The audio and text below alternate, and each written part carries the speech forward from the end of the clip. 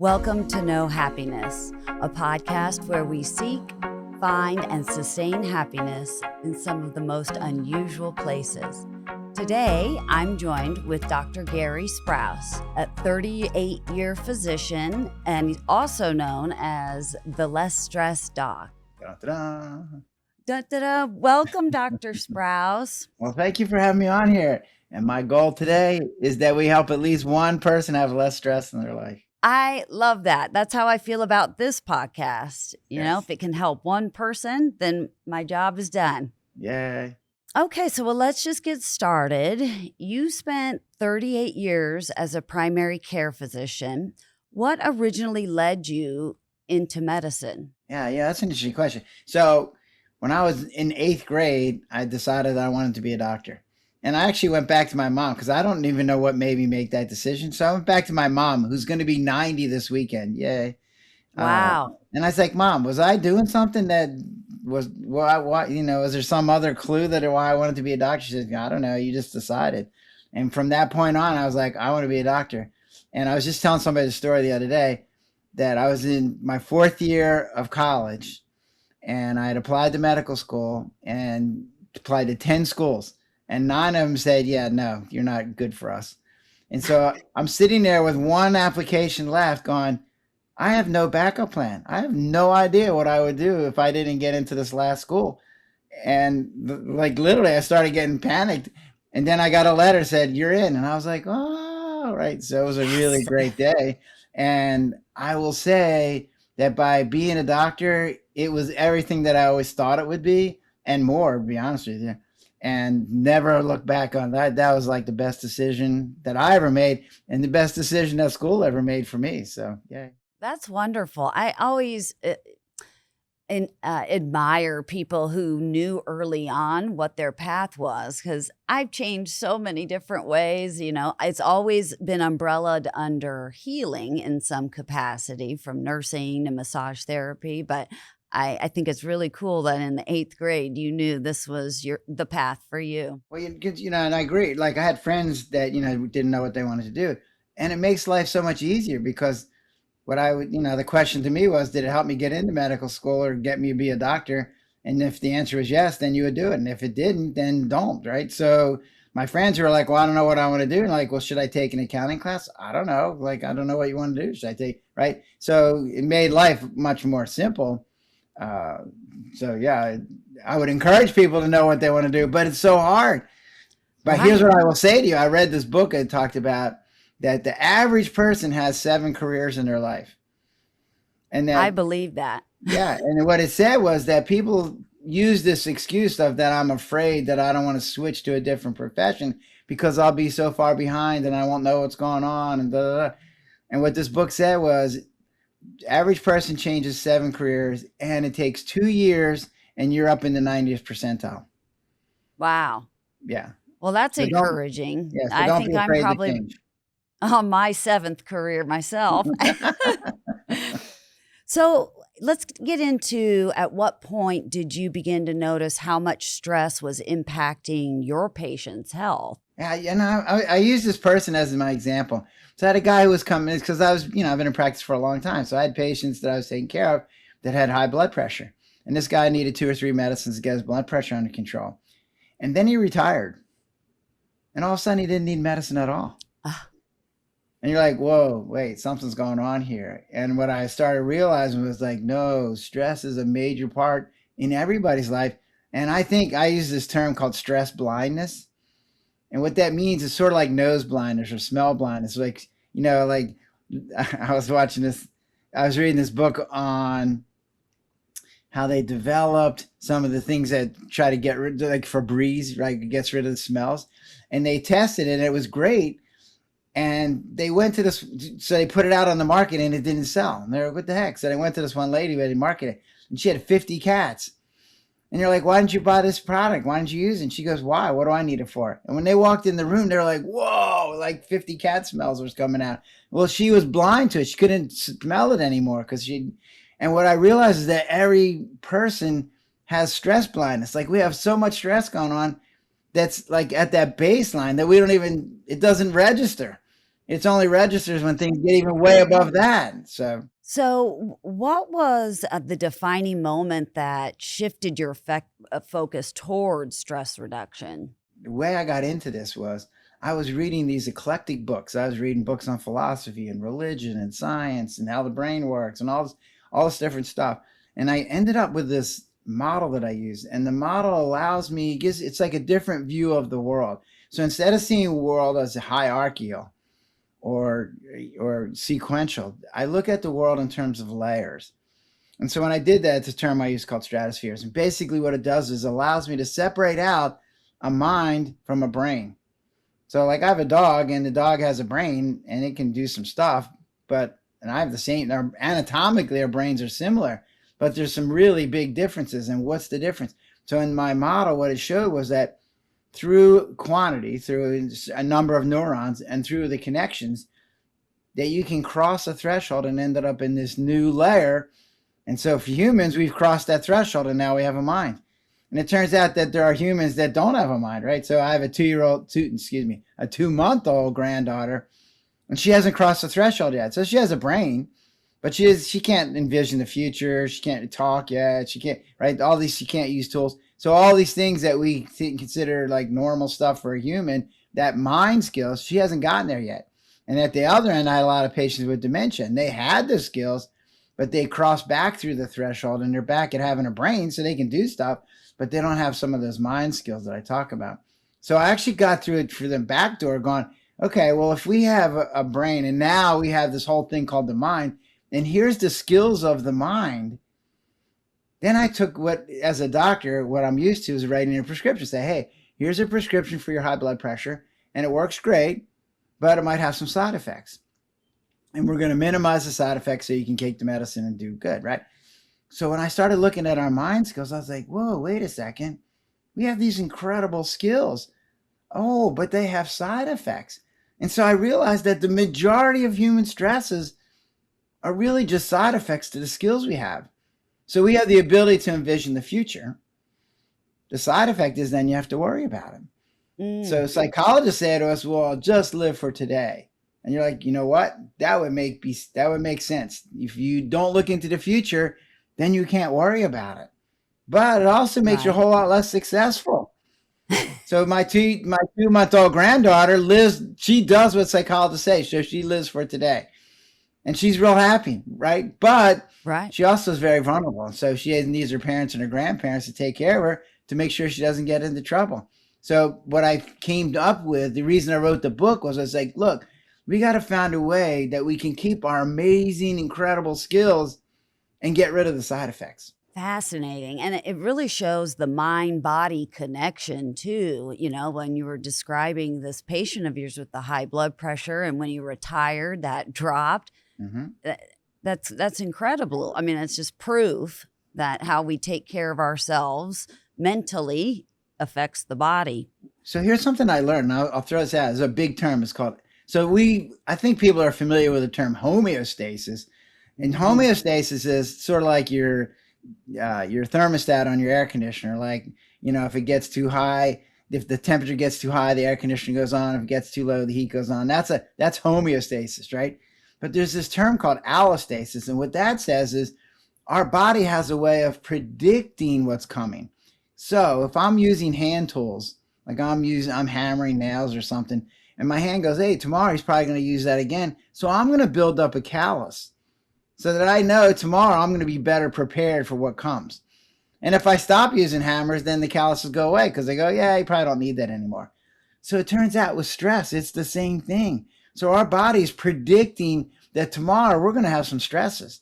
So it's already gearing up to be ready for the stress for tomorrow. So that then jacks up your blood pressure, jacks up your pulse, increases your adrenaline, increases your cortisol level in preparation for the stresses that are going to come tomorrow.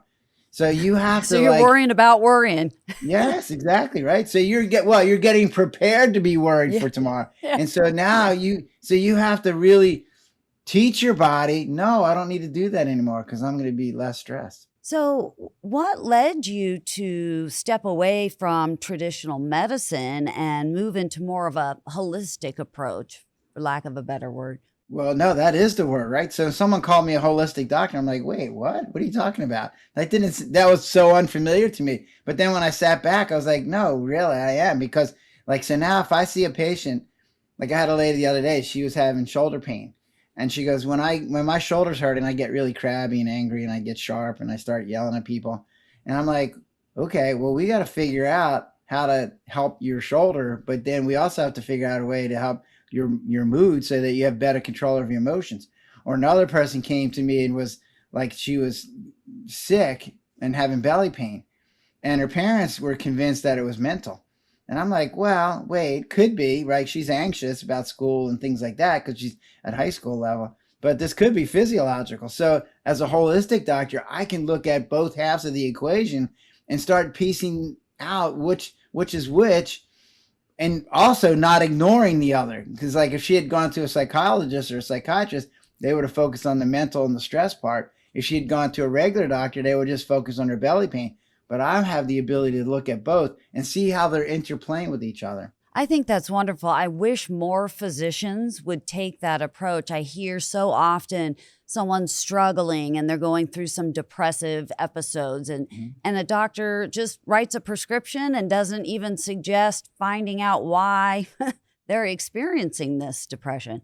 A couple of reasons for that. So one of the things that I learned, and this was one of the reasons that propelled me on, I'd read this study that said if I, as a primary care doctor, refer somebody to a psychologist, there was a 75% chance that they won't go. So that means I Wow. could send somebody, but if they're not going to go, what good is that going to do? So then I made the decision that I can either write the prescription, say, go see somebody, or I can start doing it myself. And what I found was, given some of the ideas that I had about stress and how it's a side effect to our skills and things like that, that I was able to incorporate that into my practice. And I think patients appreciate that. I just finished reading this book called Emotional Intelligence. I mean, the book had been written a long time ago, but he actually he called out doctors and said, dude, you guys need to get more emotionally intelligent. Like, you can't just write people off, because one of the reasons, and this is what I think my patients liked me, was that I was willing to talk to them about stuff that weren't just your blood pressure, right? I would be talking about, how their kids, failure at college was affecting their life, that kind of stuff. And it's like, by interacting with patients at that more empathetic level, not only did they appreciate it, but it also gave me an avenue to find more information. So by entering in a dialogue, then they would go, oh yeah, I forgot to tell you about that pain that I've been having in my chest. And you're like, wait, what pain in your chest, right? So it's like, by having that dialogue and they felt more comfortable and more relaxed, you could get more information. Yeah, and I think at some points here that a lot of physicians just don't have the time, and that's one of the roadblocks I think that they experience is they're on this move them through as quickly as you can. So, Yes, that is very true. And I had the luxury of being in my own practice.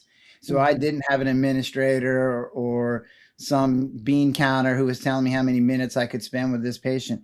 But I will say that that doesn't excuse you from at least trying. Like, you get 15 minutes and you so if somebody comes in with a cold, like, I already know before I walk in the room what I'm going to do for the patient. So I can spend the 15 minutes talking about stuff to find out why they had to come to me for a cold. Because if somebody has a cold, most of the time they're just staying at home. So what changed that they decided, hey, this time I need to go spend some time and go see the doctor? So how did your personal experiences with stress influence the work that you do today? I tell people I'm the less stress doc, not the no stress doc. Mm. So as a physician, and you know this as being in the medicine world, like, there's a crazy amount of stress that goes on. And again, a lot of people are sort of blind to it. Like, we tend to kind of like minimize it to the point where we can ignore it, because every time I walk into a room with a patient, I'm making $1 million decision. And it's life and death. So like, I could give somebody an antibiotic for a cold and it's the wrong antibiotic and they have an allergic reaction, or they could decide they didn't like what I did and sue me, or some board, if my medical board could come down and say, we don't like what you're doing, or we're going to take away your license. So everything that you're doing is really high stakes. And so you have to kind of get used to the idea, and you have to figure out, how am I going to handle that and not get overwhelmed and not get burned out. And I think the things that I did allowed me to do that. So even after 38 years, not only was I not burned out, I was actually more excited as I went along. Just hitting your stride. I was just hitting my stride. That's exactly right. So you've uncovered a new way to define where most human stress originates. Can you explain that? Yeah. So that's what I was talking about earlier. So we have these skills, and they have come with side effects. So if you can't envision the future, then you can't worry about it. So my 2-year-old doesn't sit on her dad's lap going, "Dad, how am I going to pay for college?" Because she doesn't have that skill yet, right? So the question then is, the real question is like, well, how do you figure out how to keep the skill and lose the side effect? And that's where the book comes in.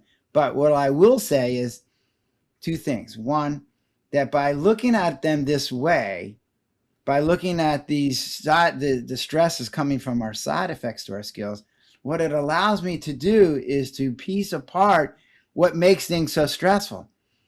So if a patient comes to me and says, "Doc, I'm so upset. I just lost my spouse." And you're like, "Well, what can I do?"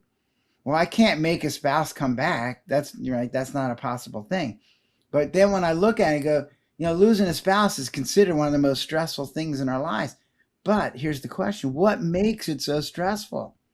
Well, it turns out that what I'm talking about are the ingredients. They're the components that make losing your spouse so stressful, because it makes you worry about what's going to happen. You feel guilty about not doing something right. You regret making decisions. You're a little bored because you don't have that partner to be with anymore. Your self-esteem takes a hit and you're overwhelmed. So I can't bring your spouse back, but I can do something about all those things. Yeah, beautiful. What do you think people misunderstand most about stress today? Well, I think they misunderstand the origin, because most people think of stress as things that are happening to them. Like it's their environment. They're like, there's a war, might get fired or somebody die. There's things that are happening outside of them. And the real answer is, it's how you perceive them. Things happen. It's how you react to them. It really is where the stresses come from. So people ask me, is there good stress and bad stress? And my answer is, only if you decide it. So I had some issues with my board as things changed around in medicine. And I could have seen that as a horrible stress, my license being threatened, and financial things and lawyers and da da da. But I chose to see that as an opportunity to reevaluate what I'm doing as a doctor. And am I really doing this the right way? And two is like, wait, if something happens, I need another identity. Like, I've only known how to be a doctor. I got to figure something else out. So it made me go out and do other things. And then third, it made me find ways to reserve and save money or make more, so that if something happened, I had reserve so I wouldn't get in trouble. And so it made me, with that extra reserve, it made me more resilient, and it took the stress level down, because now I wasn't risking bankruptcy and like total destitution, right? Because I had enough reserve. So then by the time I was able to retire, I was like, whoa, made my retirement so much easier because I had made all those changes. So looking back, I wouldn't want to have to do it again, but it made me a better doctor, and it made me a better able to retire. Yeah, I appreciate that in your journey. And that's really what our show is all about, is, going out of that victim mentality and seeing how the things that, occur in our lives can actually be fuel to figure out the next path. Absolutely. Yep.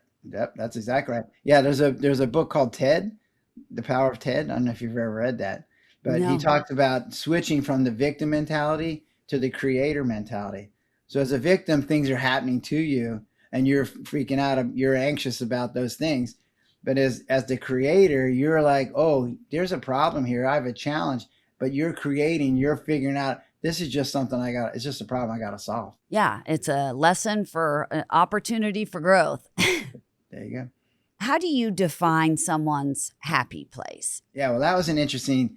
So when I was writing my book, Highway to Your Happy Place, a roadmap to less stress, the book started out as, here's the 6 stresses that you have and here's how to get rid of them. But then I went to somebody that's like, so if you had less stress, where would you be? And they're like, I don't know. I never really got that far. I only wanted to have less stress. And then they said to me, well, look, I know where I don't want to be, but I don't know where I do want to be. And I'm like, well, that's a problem. We got to figure this out. Like, because if you don't know where you're trying to get to, it makes it really hard to get there. So then I started evaluating, going like, okay, so we talk about happy places, and I'm like, so wait, isn't everybody's happy place different? And I looked at my wife, because I like going to the beach, and she hates the beach. She thinks of the beach as a big kitty litter box. And I'm like, yeah, okay. Though she did find a reason to be at the beach. We had the luxury of going on a trip to Italy, and we were in the Amalfi Coast, right? So we're on the coast of Amalfi, and we're sitting on this beach, and she's like, what am I supposed to do with myself? And she started digging in the sand, and she found sea glass. So she found these little bits of sea glass. And so she started, like, she spent the next hour digging up these little pieces of glass. So she ended up with a handful, and she brought them back. And now she's like, what am I supposed to do with these? And then she goes, you know what I'm going to do? I'm going to bring our grandkids down, and we're going to make a kaleidoscope. Oh. And I'm like, how freaking cool is that? Right. Right. So now she's got a reason to go to the beach. But anyway. Exactly. Makes vacation a little easier for you, huh? Anyway, so what I realized, here's the cool thing though. So everybody has a happy place that they have in their head, but everybody's place is a little different, but they all have the same rooms. So the rooms are the same. They're just decorated differently. So some people use pictures, some people use paintings, some people paint them blue, some people paint them pink, but the rooms are all the same. So then all I had to do is figure out what the rooms are. And then I go, okay, so if one of the rooms is gratitude, well, what I'm grateful for might be different than what you're grateful for, but gratitude is the room. What I find pleasurable, you might not like at all, but we both have a room that pleasure's in there. And so then I was like, okay, so now as I define this room, here's the cool thing that came from that. Once you define what the happy place is, then you can use it all the time. So I did a seminar the other day, and I go, so tell me where your happy place are. So they put their hand up, and they go, yeah, I like going to the beach. And I go, well, awesome. I go, how often do you get to go to the beach? She goes, I don't know, a couple times a year. I'm like, wait, so that means 2 weeks out of the year you're in your happy place, but the other 50 weeks, yeah, no. And I'm like, no, we got to find a better thing than that. So when I defined the happy place and I gave you all the rooms that are there, then it's in your pocket. And you can pull it out whenever you want. And like I was saying to somebody, you're having a bad day, pull out your happy place. While you're having a bad day, pull your happy place out. Because then it'll make life so much easier when your happy place is right there for whenever you want it. Yeah. How cool. Yeah. So what are some simple ways people can begin reducing stress immediately? Okay. So the first thing is, here's what I tell people. Everybody is doing something in their life, and it's getting them some outcome. Whatever they're doing, it's getting them that outcome. And what I say to people is the only way to get it, if you don't like the outcome you're getting, then the only way to change that is by changing the input. So you got to do something different, whatever that is.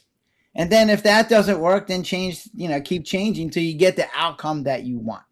So yeah, find something that does work. Yes. So the first thing I tell people is you have to stop resigning yourself to this is the way it's got to be.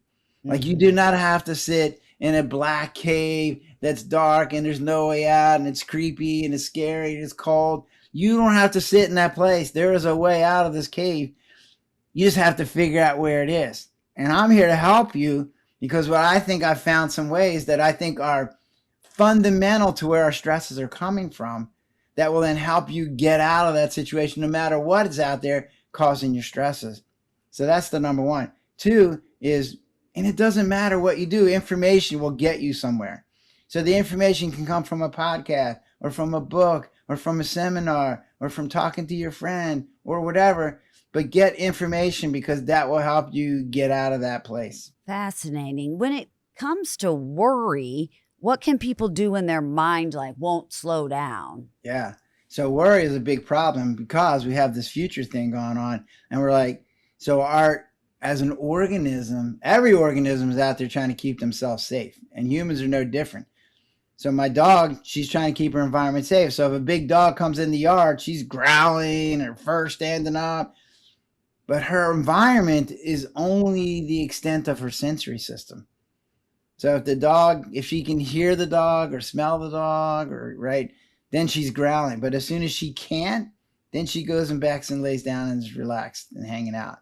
But for a human, our environment isn't just our sensors, it's the whole earth, because we have access to internets and we have cell phones and we have TVs. So the information that's around the earth is all now part of our environment. So when I hear about the war in Ukraine or what's going on in Israel and Iran, it makes me react now. So I'm reacting to the whole world. But it's worse than that. So our environment actually includes the universe, because how many books and movies have you seen where aliens are coming to attack us, or an asteroid is going to blow us up? Or, and now this is the last piece, is we've added the future. So now it's not like, hey, my house is safe right now. It's like, well, wait, what's going to happen tomorrow? What happens next week? What about next year? And so now I'm trying to keep these future safe. Well, I don't know what's going to happen in the future. So how do you keep that safe? So then you worry about it, right? So we spend a lot of time worrying about what's going to happen. So, and I think you said this, I have patients that say to me, I worry that I worry too much. And you're like, yeah, well, then you probably do. Yeah. So, but then when I would say to them, tell me what worry is, they would go, well, yeah, it's, right. Then they would realize can't even define it because it's hard to define, right? So I came up with this definition that I think is very objective and straightforward. So it's using your skill of envisioning the future. Yeah, good skill. 2 is focusing on all the bad things that can happen. And then having a fear reaction right now to that idea or that concept, to something that might happen. So you're going, oh, well, like I might lose my job next year. Well, then you're having a fear reaction right now. But there's nothing to make that stop. For my dog, as long as the other dog walks away, her fear reaction stops.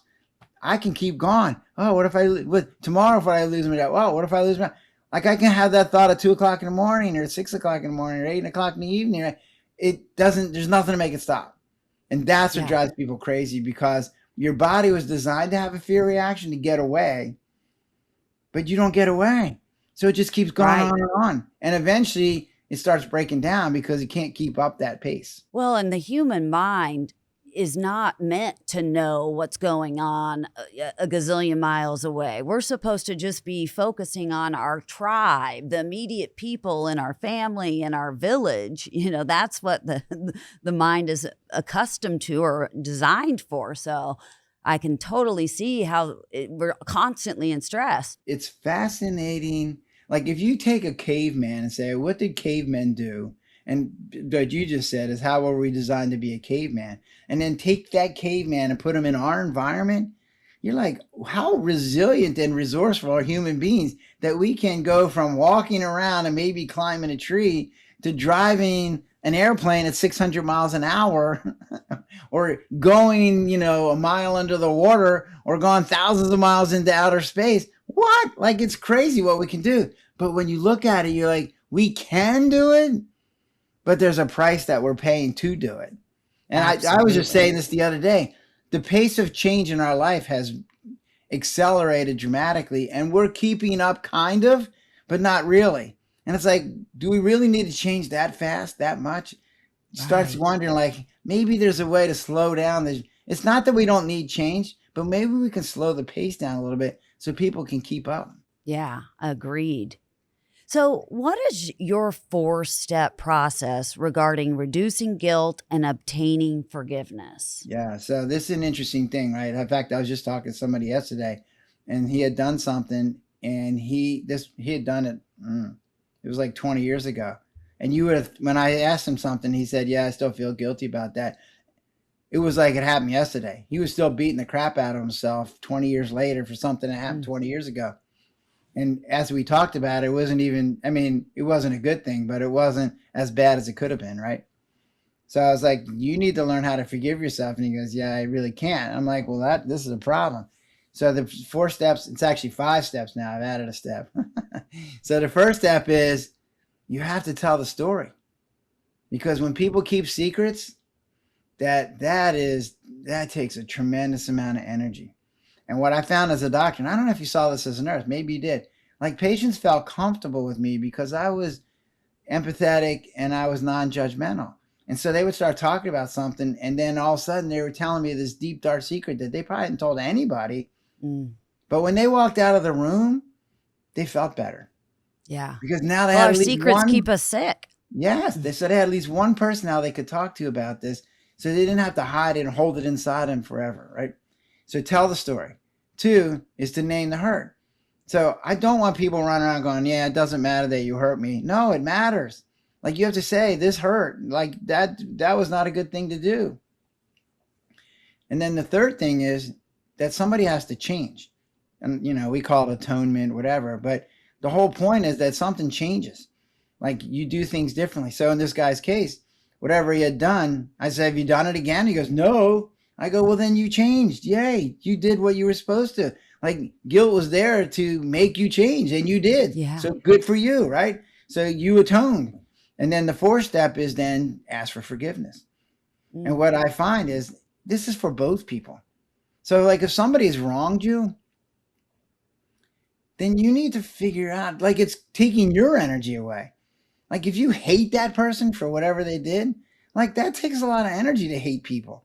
So by forgiving them, you go, look, you hurt me and that wasn't good, but it's not worth me wasting my hate energy on you. You're not worth all that. So, like, give it up. Like, so then by asking forgiveness, you're actually helping yourself. So then the last piece, and this is the easiest piece, not the easiest piece, this is the hardest piece, is you then renew or release the relationship. So I'll use the couple that somebody was cheating in the couple, right? So you tell the story. Yeah, I was cheating on you. Sorry. You name the hurt. Like, that really hurt. Like, now I can't trust you. Right? This is not good. And then the third thing is like, okay, I'm not going to do this ever again. Sorry. Like, I'm going to change.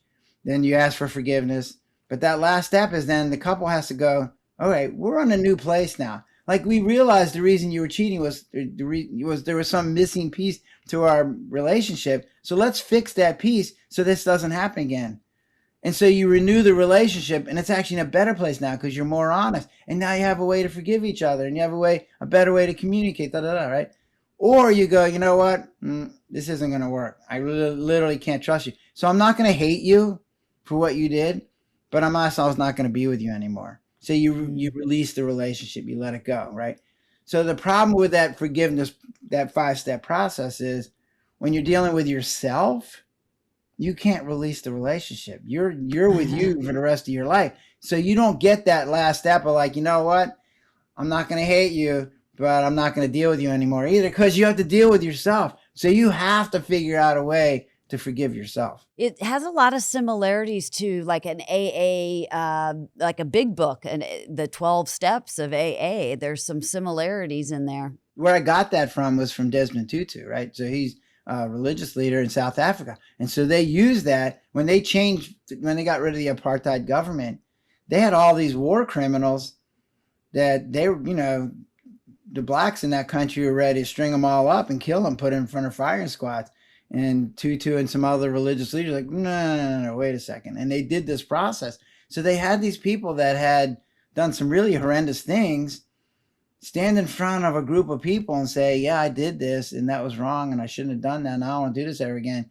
And then the group would then forgive them. And you're like, whoa, that was powerful. So they didn't have this whole massacre after the change in the regime. So the other point I wanted to make about guilt. So guilt is very different than regret. So guilt is I broke a rule. I did something wrong. Regret is I made a bad choice that didn't work out the way I wanted to. But like with guilt, so this comes up with forgiveness, right? So guilt was a tool that society uses to shape our behavior so that we can live in a group. And so what guilt is about is to make you change. So when someone goes in front of the court and says they're sobbing and they're falling on the ground going, I'm sorry, I can't believe I did that. It was horrible of me, blah, blah, blah. We go, well, okay, you get that you shouldn't have been doing that, okay. But the person that goes, yeah, I killed 10 people, what do I care? That person we don't like at all, and we put them in jail forever because guilt isn't working on them. It's not shaping their behavior. So what I tell people when they've done something wrong, as long as you've changed, that you then, guilt did what it was supposed to do. It made you change. So good for you. So then that your guilt, instead of being a 10, now can be a 1 because you did what guilt wanted. You did what you were supposed to do and change to conform with the way society wants to be. So yay for you. So don't keep beating yourself up with a 10. Reduce it now to a 1. If you go back and do it again, yeah, then beat yourself up some more. But if you're not beating, if you're not doing it, then stop beating yourself up and let yourself go on and continue with a life that now is within the boundaries. Yeah, I like that very much. It kind of has a little bit like Brene Brown and the process around shame, or feeling guilty and shameful. Yeah, like So and I tell people, I don't want to get rid of shame. I don't want to get rid of guilt. But I want to make it appropriate for what happened. So if you did something bad, yeah, feel shame and guilt but I want you to change. But if you've changed, then you don't need to feel it as much. yeah, I've applied a lot of that to my life. I had a lot of addiction challenges early on in life and had a lot of consequences from them. But, I can happily say I learned that I needed to go through those experiences to get to where I am today. And I'm grateful that I had a hard time. Well, I don't know if you had to go through them to get to where you are, but you did go through where you are, and you see Right. them now as a more positive influence on what got you there. It was a lady that I met the other day, Lisa Nichols. I don't know if you know her or not, but she did this talk, and she always had this critical voice in her head. And she finally figured out, like, hey, wait, I don't need this critical voice in my head. And she wanted to kick it off the bus. Like, you don't need to get it right on my bus anymore. But then she paused for a second and say, you know what? Because of that critical voice, there's some things that I did that I probably wouldn't have done if that voice wasn't there. So I'm not going to kick you off the bus, but you don't get to drive the bus anymore. Now you're in the back seat, right? So you can be on the bus, but you're not driving. And so I was like, that is a very important message for everybody out there. If you have bad things in your life or you feel guilt, or, it's not, you don't need to kick them off the bus, but don't let them drive. Yeah, I appreciate that analogy. Well, let's get into what is realistic optimism and how can people apply it in their daily lives? So there's two things. So there's two tools. It's a tool that I use to help people worry less. Okay. So when I said I define worry as like it's envisioning the future, focusing on the bad things. Well, it turns out we have a choice. So we can focus on the bad things or we can focus on the good things. So when you focus on good things happening, guess what? That makes you feel good right now. So it's the opposite of worry is realistic optimism. So the key though is so you want to be optimistic. So if I was dealing with a board issue, I would be optimistic, say this is going to work out. I just have to figure it out, right? So then I wasn't freaking myself out every day because I was focused on the good things happening. But I had to be realistic.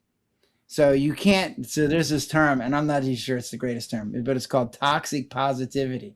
And I'm like, okay, I don't know who made that up. But basically what it's saying is, if you live your life with rose-colored glasses and ignore things that could go wrong, you're going to get into trouble.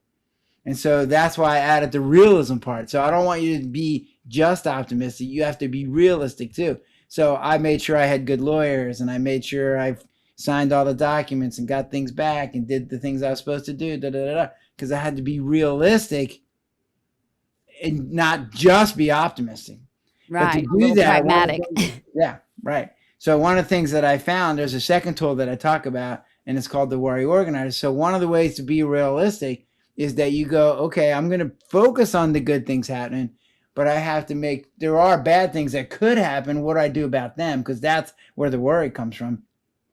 So the worry organizer says, you know what? Instead of letting the stuff run around in your head where it goes, there's nothing to make it stop, I'm going to put it on a piece of paper. So it takes a little more effort, but then you only have to do it one time. And so what I do is then it organizes your thinking. So instead of just random thoughts that set off fear reactions, I'm going to set this up. And so the first column is, okay, what is it you're worried about? So I had an 18-year-old that had just been sick for a week or so and then had to go back to school. And she's telling her mom, I don't want to go back to school because I don't want to get sick again. I'm worried bad things are going to happen, so I don't want to go to school. And you're like, so what are you worried about? Well, I'm worried I'm going to go back to school and get sick. Well, why are you worried about that? Well, I just was sick for a week and there's still a bug running around. I'm worried I'm going to get sick again, right? So then the third column is, well, how likely is it to happen and how bad would it be? So I was like, well, how likely do you think is that you're going to get sick if you go back to school?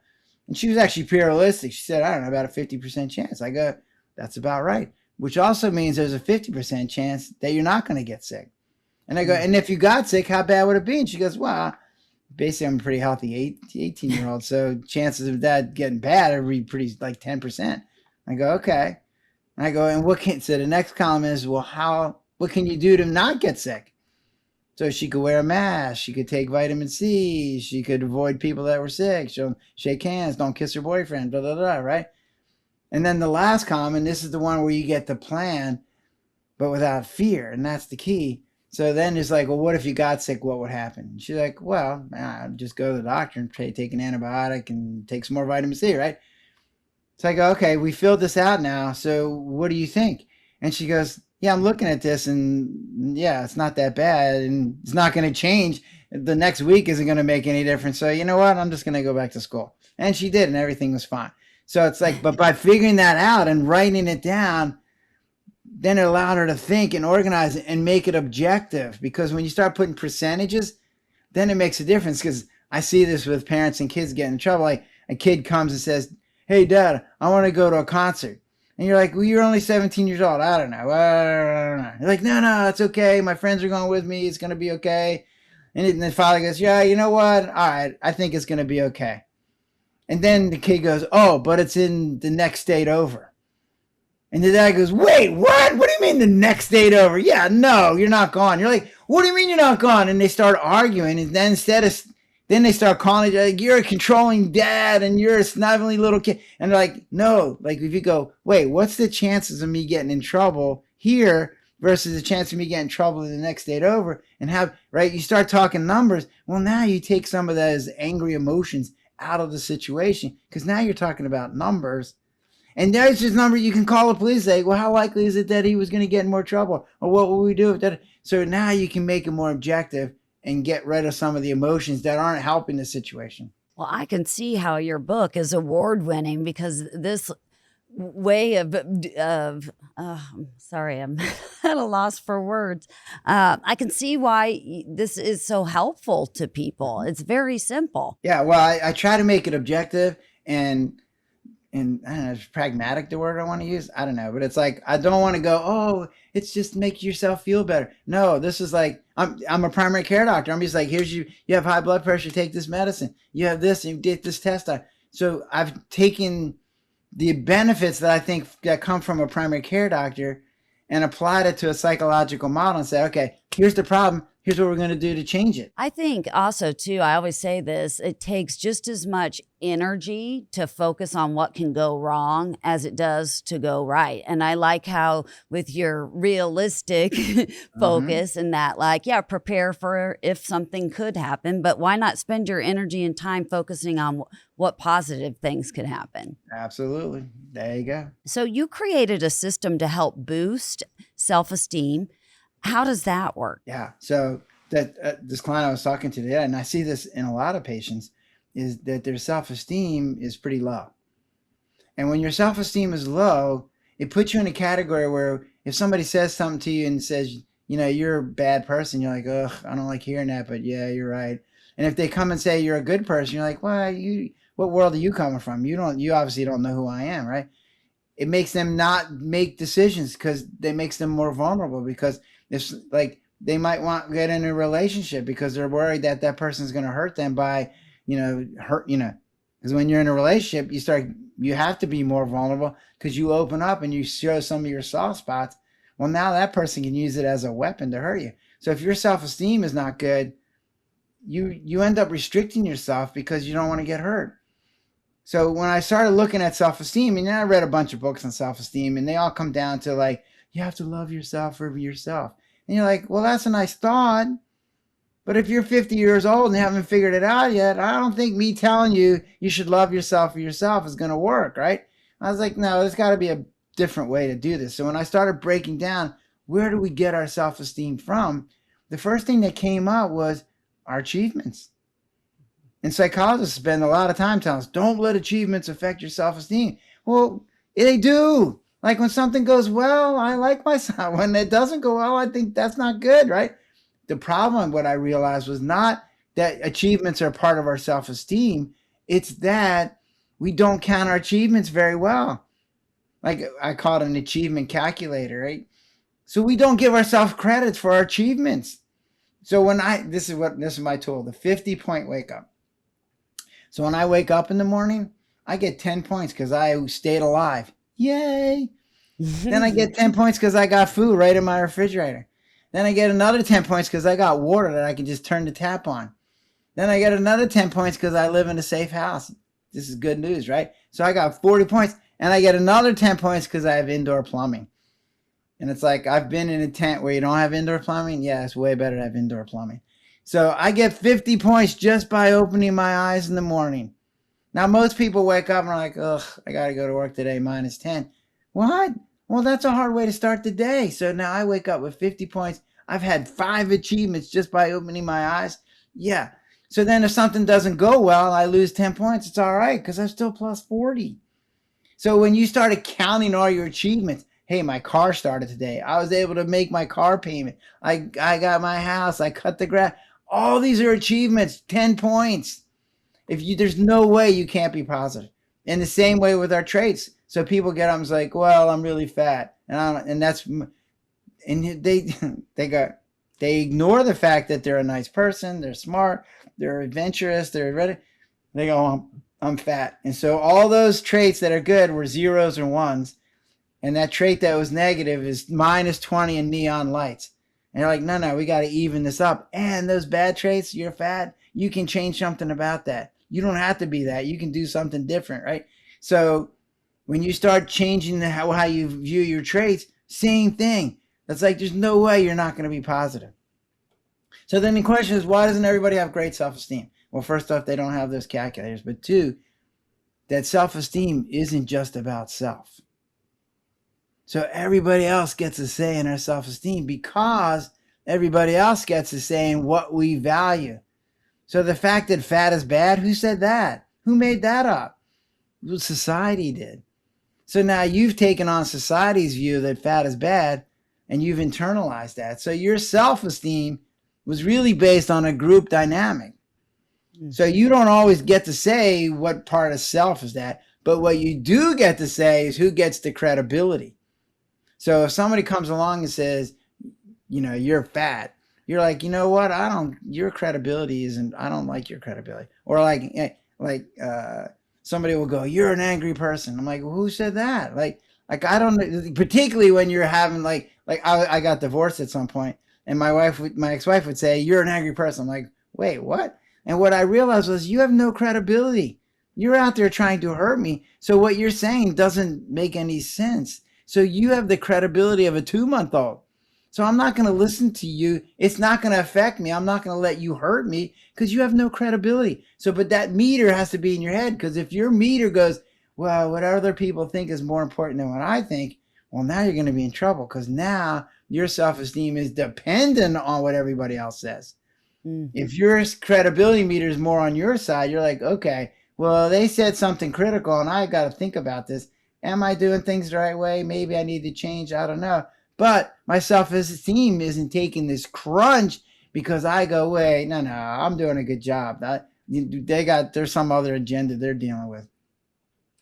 And then the last piece is that self-esteem starts the first time you figure out you're a person, which is like it's 6 months old, somewhere between 6 months and 12 months. Because when you're a 2-month-old, you don't know the difference between you and your mom. So when you start figuring out you're separate, then your self-esteem starts. And again, it's not self-esteem because your self-esteem is coming from your parents. The information is coming from your parents and your siblings and the TV and the internet and your friends. All those are contributing to what you're thinking about yourself. And so that tract in your brain that establishes what your self-esteem is being formed from the time you're 6 months old till now. And it's a track. It's anatomical. So when you want to change your self-esteem, you literally have to make a new track that goes, you know what? I used to think of myself as not that great a person. Now I'm going to think of myself as a good person. That's a new track. and it's Mhm. skinny at first, and you have to keep feeding it so that it can get stronger and stronger, and eventually that becomes the automatic track, and that low self-esteem track starts going away. Yeah, I feel like self-esteem comes from esteemable acts, and I like the idea and concept of kind of banking the little wins, really, like I wake up, I get 10 points, Yeah, yes, I think that that really starts the day out in this space of like gratitude, even, yes, and absolutely. I love that. Okay, so what is the perspective prism and how does it shape our self-esteem? When people say things like perception is reality, that is true. Because the way we process our information is we get all this information from the external world through our eyeballs and our ears, but we get all this information from our internal world. And all that has gone through the brain and then processing, and then it gets filtered.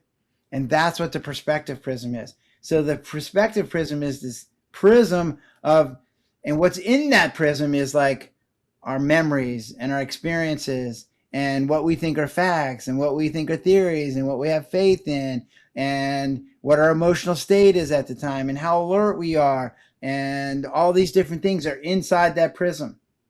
So when information comes in, it filters through that and it comes out the other side as our perception. The perception is then what drives our emotional reaction and our physical reactions. So as an example, and I use, so I'm in my office and a patient's sitting there and we're talking, and my nurse walks in with a big giant needle. So both the patient and I are seeing the same thing, but our prisms are different. So her prism's gone, oh, I've been in a doctor's office before. When there's a needle, that means it's for me, and that hurts. And so her emotions are like, oh, this is scary. And like, and she starts pulling back. And I'm sitting there going, whoa, this nurse is in the wrong room. That needle's meant for the next room. Get out of here. You're freaking out my patient. So we see the same thing, but our perceptions are different, and our emotional reactions are different, and our physical reactions are different, only because of what's in that prism. So then what I realized was you can't change people's perception. What you can change is what's in their prism. Mm. So I had a patient that came who was really upset because she decided she was going to get breast cancer and die from it. And I'm like, where'd you get that perception from? So in her prism was, well, my mom had breast cancer and my sister had breast cancer. So my perception is I'm going to get it and I'm going to die. And so what I did was I go, I can't change. Well, I couldn't say to her, you're never going to get breast cancer. Like that's no, because that would have been that would have been dishonest. And I couldn't say, stop worrying about that. Right? So here's what I said. Like, let's look in your prism. And you think that your chance of getting breast cancer are 100% because you have a family history. But the statistics are it's 15%. And I go, and now because we catch it early, 85% of women survive breast cancer. And you could see that her whole life was different because we changed the facts that were in her perspective prism. So we didn't change her perspective. The perspective changed automatically because now that she accepted those facts, then she's like, oh, well, then I have a pretty good chance of staying alive and being with my kids as they grow up. And I'm like, yes. And so now then her emotional reactions change and her physical reactions change because we changed what was in that prism. And that same thing happens for self-esteem. If self-esteem is in here and it's low, then as information comes in, it's processing through that and it changes your perception. And we have this tool that humans use called the 4Ds. And what we do then is when something comes in, so if you have low self-esteem and someone says, you're a really good person, you're like, wait, what? And we use the 4Ds. So we dismiss and we deny and we detract and we diminish because the information doesn't fit. There's a dissonance that occurs. And so we're trying to make the information fit with what's in our prism. And so we try to alter the information to fit. And so then what happens is if you have low self-esteem, you literally can't see or hear good things because they don't fit because you're using those 4Ds to alter the information. But if somebody comes along and says you're a bad person, you're like, ugh, that fits. There's no distance. So I'm just sometimes accept that. So what I tell people with low self-esteem is like, look, we got to start looking at yourself and put good self-esteem into that prism, because then when somebody comes along and says you're a good person, you're like, you know what? That fits. You're right. And if someone comes along and says you're a bad person, like, whoa, that doesn't fit. And now you start trying to alter the information so it fits. But you have to have that initial, I'm a good person to begin with, or else you end up in that self-fulfilling prophecy of, I'm a bad person and all I can see are bad things. So then, yeah, I guess I'm a bad person. So let's switch gears into addiction and the stress loop. Mm. You developed the stress reducer loop model. How does this change the way we understand addiction? So as a physician in my office, I started taking care of people that had heroin addictions. So I had 100 patients in my practice that had been on heroin for a while, and I saw the way the world of addiction works in terms of how we treat them, how they get treated, what's the way to recovery, right? And I was like, there's something that's not working here. Like, we have really smart people that are trying to help this problem, and we have a crap load of money in this system trying to help these people. And the people that want to get off are incredibly motivated. And with all those things going on in the positive, we're getting a 20% success rate. You're like, yeah, this isn't good. There's something wrong here. And what I realized was that what I came to the conclusion was that it's the model that we're using. So in the medicine world, we talk about diseases because we're really comfortable with that concept. We like saying, yeah, your blood pressure is a certain number, your blood sugar is a certain number. That gives you that disease. And then we're going to do these things to help that disease. And if we don't do those things, these very specific things are going to happen, right? And so then we took the addiction and forced it into that model and said, well, you do this and these things happen. And if you don't do that, this happens. And we made it into a disease. And like, what that did was it took it out of it's a moral failing. Like, you're just a bad person. That's why you did that. And we put it into the disease model. But it didn't make people, it still makes people broken and damaged and not fixable, because now you're going to have this disease for the rest of your life. Well, who the hell wants that? Like, nobody wants that. So that they do then is they argue with you because we don't have any objective measure. Like, if you came in and your blood sugar was 260, I go, you have diabetes. But if you come in and say, well, I have a couple drinks of alcohol a day, well, I don't know, does that make you an alcoholic? I had a patient that he came in, gone to the nursing home because he'd gotten sick and he had to get recovery. And he told the doctor that he drank 4 drinks a day. And the doctor said, oh, you're an alcoholic. He's like, what do you mean I'm an alcoholic? He goes, you're an alcoholic. You drink 4 drinks a day. I'm like, what? That's that. So then they argue. And then he eventually fired the doctor because he's like, yeah, no, I'm not dealing with that. I'm not an alcoholic. So then I came along and taught about my stress reducer loop model. And we were able to have this conversation because here's what the loop model does. What it says is the addiction, what you've picked, is not a disease. It's a treatment. And the treatment is for stress. And so it came from the stress model that I have. Like, if you have a lot of stress in your life, you have to do something to get it down so you can function. Now, so everybody has all these different stress reducers. But if a stress reducer that you picked starts causing problems, it starts causing stress. So your stress reducer starts becoming your stress producer. Well, that puts you in a loop because now you have stress. You do your stress reducer, but it causes stress. So now you have more stress. And now you do your stress reducer more. And now you end up in this loop. Yeah. And the way to get out of that loop is actually pretty straightforward, though it's not easy. And I make that caveat. So it means is, look, all I got to do is figure out a way to get rid of some of the stress and find new ways to deal with the stress. And then I'm out of then I've broken out of my loop, right? That's what Loop Breakers is about. And so then what you say is, and I said this to 100 people who had been in a stress reducer loop with heroin. I go, you're normal. And they looked at me like I was crazy. They're like, what do you mean I'm normal? Get the hell out of here. You're insane. What? No, I'm not normal. Like, no, you're normal. You had a lot of stresses. You found something that worked.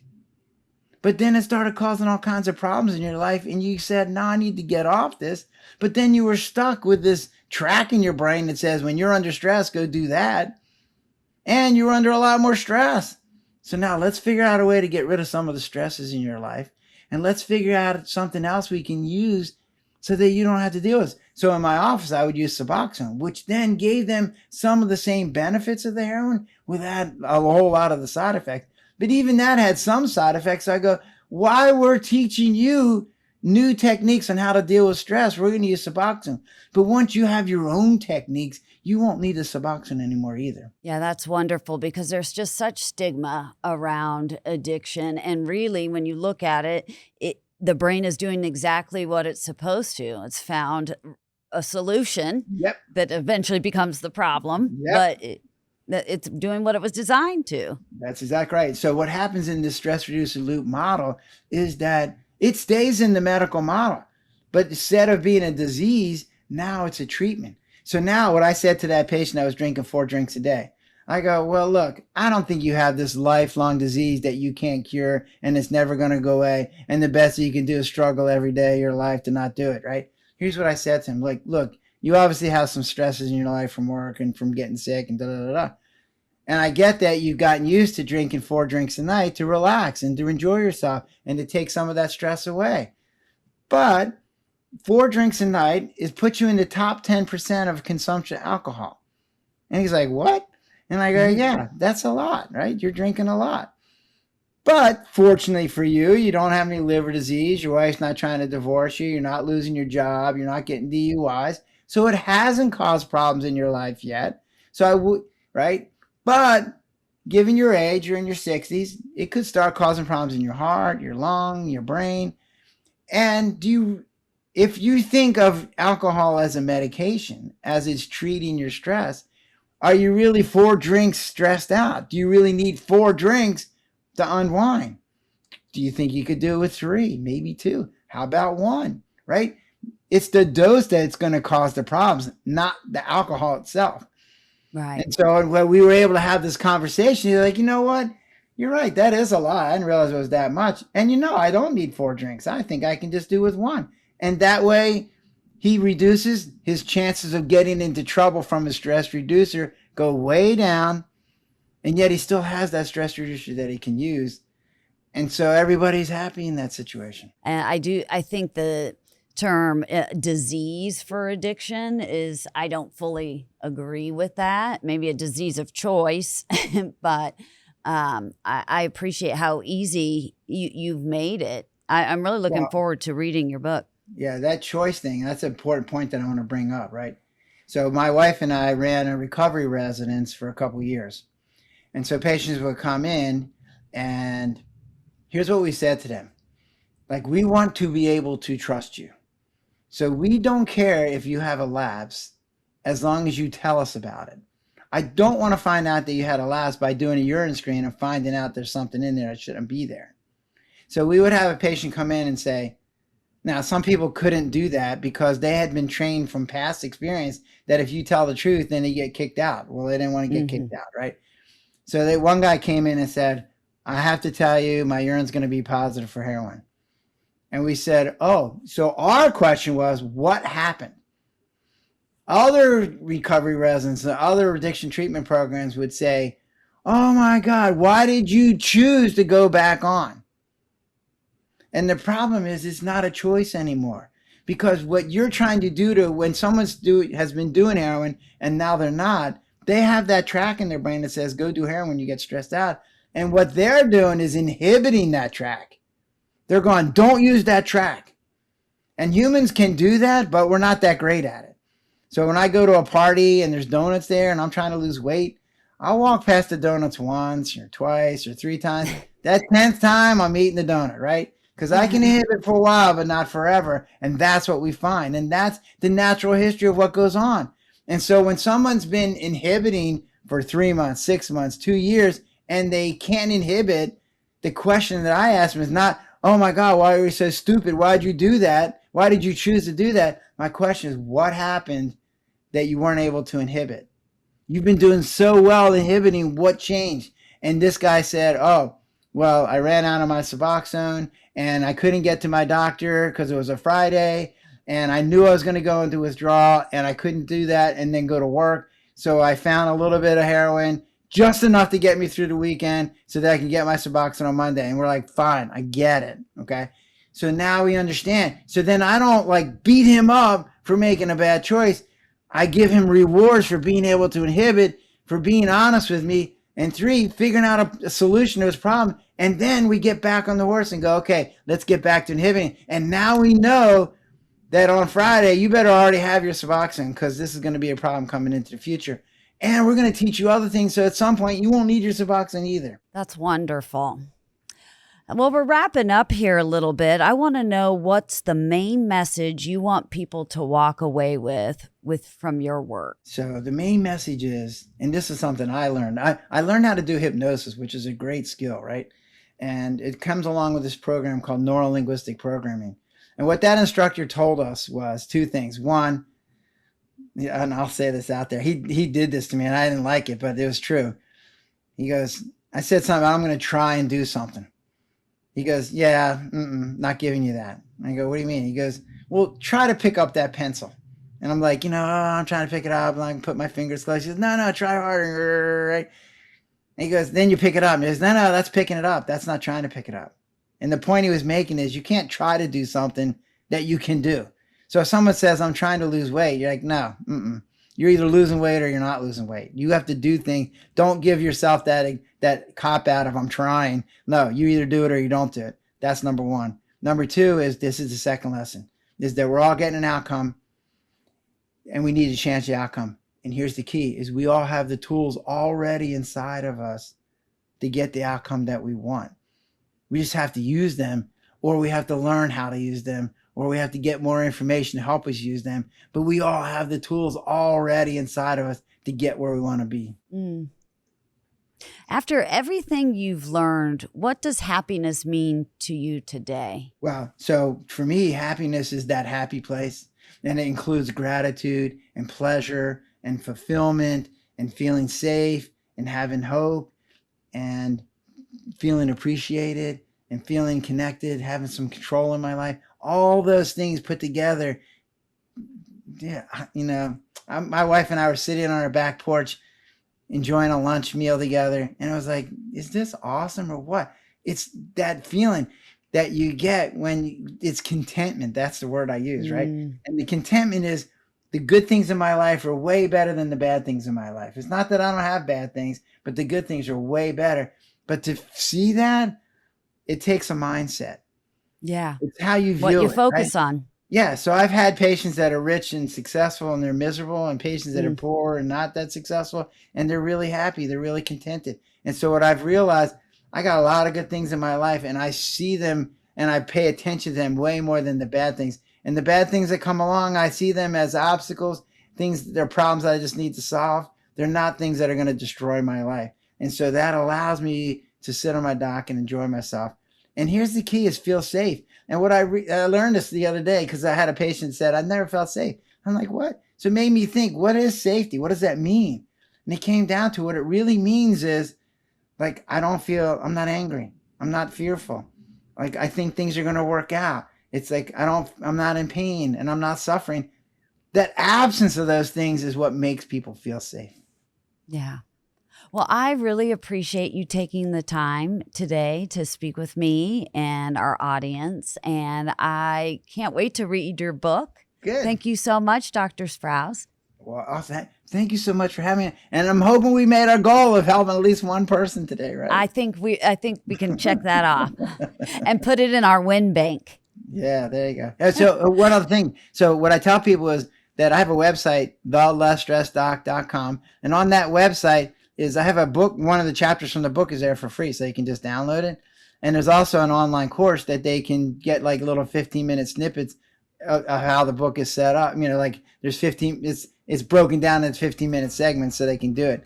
And then I also tell people, look, I don't have any problems if you want to email me, because the book has to be written sort of generically, because I don't know who's on the other side of the book.